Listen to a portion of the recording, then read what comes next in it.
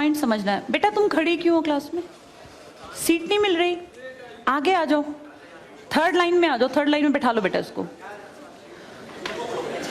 फिर तेरी बहन को जब कोई कहेगा यहाँ आके बैठ जा, फिर अच्छा लगेगा? थोड़ा लिमिट में रहना चाहिए ना। बैठ जाओ बेटा। चलो अपने देखो, अपने व्यवहार को ऐसा रखो जैसा तुम दूसरे के साथ करो, तुम्हारी बहन के साथ वही होगा। यहाँ नहीं, जहां वो कॉलेज में जाएगी वहां होगा, बस में होगा, ऑटो में होगा। समाज सबसे मिलके बनता है। तुम घटिया हो ना किसी के लिए, तो तुम्हारी बहन के लिए 100% कोई ना कोई घटिया। भगवान जो है कर्मा रिटर्न्स बैक है, ये सीधी थ्योरी है ये। और ये मैं अपने लिए भी मानती हूँ, मैं अपनी बेटी के लिए भी मानती हूँ। मैं जैसा कर रही हूँ ऐसा ही मेरे साथ होगा, या मेरे घर वालों के साथ। तुम जैसा कर रहे हो ऐसा तुम्हारे भाई बहनों के साथ होगा ही होगा।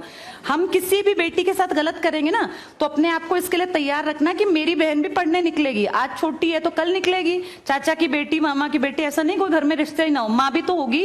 जैसा तुम कर रहे हो ऐसा तुम्हारी माँ के साथ जरूर घटित हुआ होगा। अब तुम कर रहे हो। बड़े अच्छे कई एड्स हैं, उसमें एक जवान लड़का ना सीटी बजा रहा होता है, तो उसकी माँ, देखा तुम लोगों ने वो, उसकी माँ कहती है बेटा मत कर। तुम्हारी उम्र का था वो लड़का, उसकी माँ लगा लो मेरी एज की, मुझसे 2-4 साल बड़ी होगी, क्योंकि जो बच्चे 20 के हैं उनके माँ 40-45, उनकी माँ 45 साल तक की होती हैं।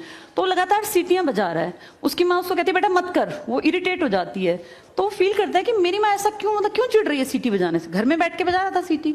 तो उसकी माँ को याद आता है कि जब मैं रोज बस स्टॉप पे जाती हूँ, 45 साल की अधेड़ उम्र की एक औरत, एक घटिया लड़का, मतलब ऐसे नहीं होते बिल्कुल ही घटिया जिनकी परवरिश हो, वो रोज उसको परेशान करता है, उस 45 साल की औरत को। तो उसको फिर फील होता है कि ये मेरा बेटा जो हरकत कर रहा है ये उस लड़के से मेल खाती है। बहुत अच्छा ऐड है, उसका एसेंस बहुत अच्छा निकल के आता है कि एक्सप्लॉयटेशन सिर्फ जवान लड़कियों का नहीं होता। आप गलत कर रहे हो ना, कोई आपकी माँ के साथ, आपकी बहन के साथ कहीं ना कहीं कोई गलत करेगा फिर। इसलिए समाज को अच्छा बनाओ, क्लास को ऐसा बनाओ, कोई लड़की वहां से अगर आ रही है और तुम कह रहे हो यहाँ आ जा, तो ये ठीक है। ये अपने आप सोच के देखो, ये हमारी परवरिश को भी दिखाता है कि हमारी परवरिश कैसी माँ ने की है। अपनी बेटियों को जितने हम संस्कार देते हैं ना, उससे ज्यादा बेटों को देने चाहिए, क्योंकि गलत करने वाले लड़के ही तो है ना, किसी के प्रति गलत कमेंट करने वाले। ये ठीक नहीं होता।